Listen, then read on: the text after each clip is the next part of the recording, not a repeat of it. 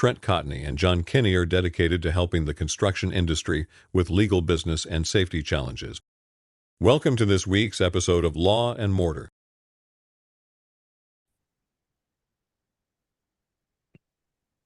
Hey, this is Trent Cotney. I'd like to welcome everybody to another episode of Law and Mortar. As always, I'd like to welcome my friend John Kenney. John, how are you doing? Doing great. As always, it's I can't think of anything else I'd want to be doing right now than doing lawn mortar with you. It's a lot of fun, buddy. I agree with you, brother. And if I remember correctly, this is episode 87, right? It is. We're getting closer and closer to that 100th episode. Yep. Pretty soon we'll be syndicated.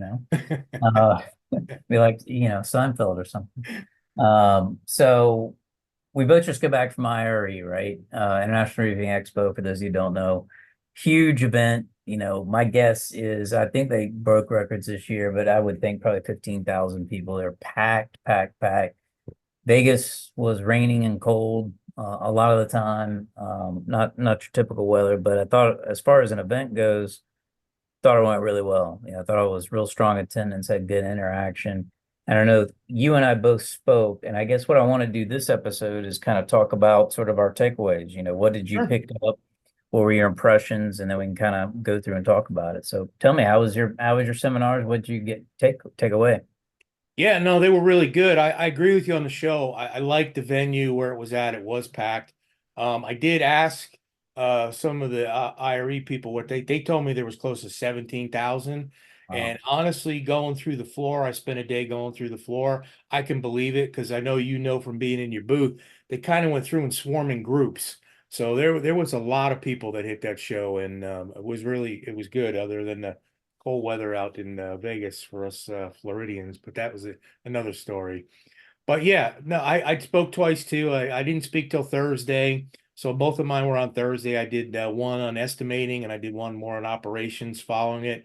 Both of my classes were full. There's always open seats in any of them, but for the size of the big rooms, well attended. I think heard from other speakers, and I know you'll jump in a minute on that.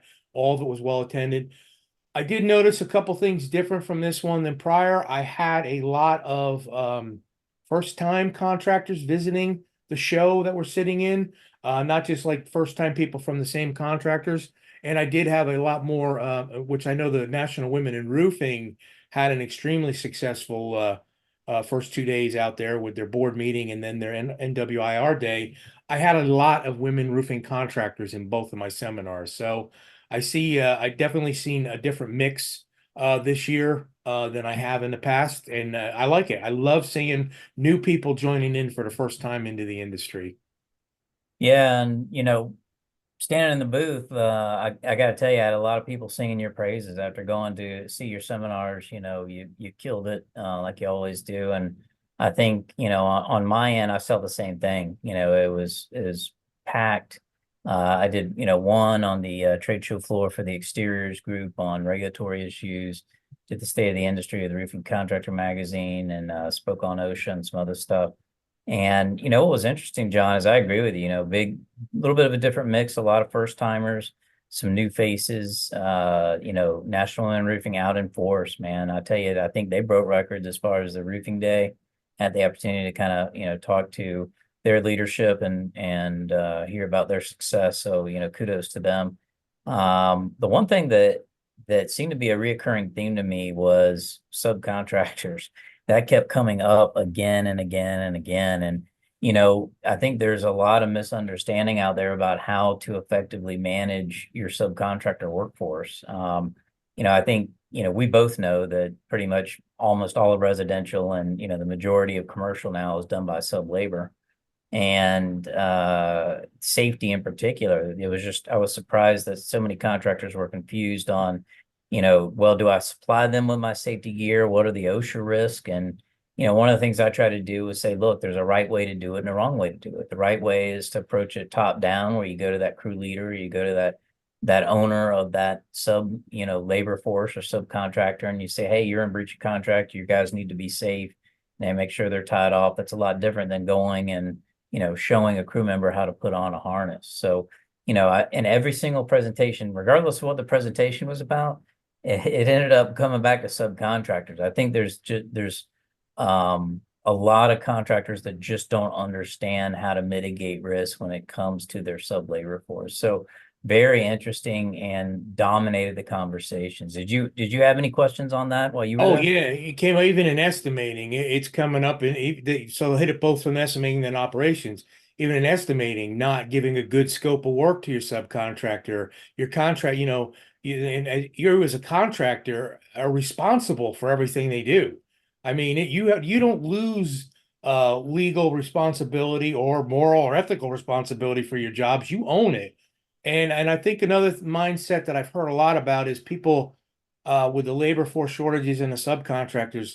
And I've always said this, subcontractors are only coming from one of two places. They are someone else's crew that decided to go out into the business, or or when they're already exceeded in there or existing, they're hiring from other companies. There is no real such thing as a subcontracting force that is augmenting our labor force. They're just moving around. It's just moving pins around. And I think you even said it yesterday on your webinar you did on the state of the industry about there's good subcontractors and there's bad subcontractors, and that's especially on the safety, quality, in that end. And then on the operational side, I will caution contractors, you really almost need more supervision managing sub labor than you did when you were managing your own crews, because you still almost need your own crew leader to manage each one of those sub crews. If you don't, legal issues, safety issues, quality issues, money issues, client issues, they just continue. So it's a new world. I think roofing contractors, or any contractor using sub, but roofing contractors especially, need to learn how to operate more as a construction manager if they're going to be using sub later than they do as what we're used to operating as a subcontractor. Yeah, yeah, and we're getting there. It's just going to take time, but this is a shift in the industry, and I think everybody's trying to catch up Big to it. shift, real quick Yeah. too. Oh yeah, it happened, few years. I mean, even 3 or 4 years ago, it wasn't as big as it is now, right? So, one of the things I want to talk about before we get to our question is, I always like walking the trade show floor, especially at IRE, because there's new stuff or there's interesting stuff. Just curious, did you see anything that you thought was cool or different while you were walking the trade show? Yeah, I saw that even some of your, your established manufacturers, we all know who they are. I'm not going to get into mention one because I'll forget one and, they'll be upset. But I saw a lot of new product innovations coming out. There are different product innovations. I think it's not only like I think we've been used to over the last couple of years, strictly in labor savings. I'm starting to see a lot more programs for the recycling of existing membrane going back to the manufacturers. I'm seeing that actually programs taking hold, sustainability. There's a lot more for the green and sustainable roofing products coming out that I see. So yeah, I mean, other than that, I mean, honestly, there's always cool tools out there, and what I call toys.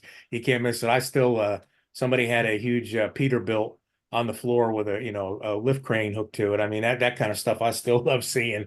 It's to play with big toys. But yeah, I think the show was well represented. Wasn't just coatings, it wasn't just membrane, it wasn't just ice and water shield or tile. Huge I thought the software section this year, which I found interesting. This is the first year we started to see AI be talked about more and more. So we talked about that on other episodes, and we'll have more coming out, I'm sure, on our next episodes. But it's going to be interesting to see how that plays out at the upcoming future IREs. Yeah, absolutely. I saw the same thing you did. I was surprised there's some new product offerings, some new equipment, some new safety devices, things like that are interesting. But I was surprised at the amount of software. And I think, even though the industry hasn't fully, adopted AI yet, it was a big theme, going from the keynote with Josie Parks speaking on it all the way to, I saw several seminars on the trade show floor dealing with it. So very interesting to see how that's going to be integrated and adopted within our industry outside of, just sales and marketing, what else it could be used Yeah. for. I got to tell you, in addition to seeing all the great stuff, I actually got some great swag this time, John. I'll be, thanks to Good. Beacon for my Tampa Bay Bucks hard hat, by the way. I stood in line for about 15, 20 minutes and was very happy that they still had a Bucks hard hat. So I've got that proudly displayed here in my office. And You're lucky it was on the West Coast, the show, and the people in the Super Bowl were not in our area. So that's good. I'm exactly. glad you got that. And I remember you telling me you were Yeah. waiting for that. That's Yeah, great. I was stoked to get that. I got a few other things I brought home for the family, but yeah, always a good time. Had a great time, and looking forward to the next few trade shows we got coming up here. So, John, I want to turn to questions, and because they're piling up, I'll be honest with you. We can only get to so many, but this is one that I thought was pressing, and I know this is a rifle shot for you, man, because this is right in your alley. So this one is from Wendy. Wendy has a question about she's just getting into the business on the residential side. I'm trying to summarize it here. Yeah. And doesn't know how to price things correctly. Now, obviously, she's concerned. She don't want to go to her associations or other groups because she's worried about antitrust stuff, that kind of stuff. But if you are the master estimator, right? You know everything, you train on it, you know everything about it. What's some general, if you don't know how to properly price projects, let's say you've got familiarity, your family was in it, but you're branching out on your own. What are some good resources and what are some, general things that contractors out there should think of? Well, residential, yeah, I speak a lot on estimating, and just give a shout out with FRSA. I'm actually having one estimating there, but this year we're having another seminar on estimating that really deals with what I'm going to tell Wendy here, that unit cost, small business estimating. That's where you're starting out, right? Don't try to get a software that's going to estimate for you. Honestly, you need to learn how to put everything together. And I'm going to give this to you in a real quick 101. You want to estimate it exactly. If you're familiar with the roofing, you want to estimate it exactly the way you would do it. If you're going to tear off, you got to account for that with your dumpsters and labor, etc.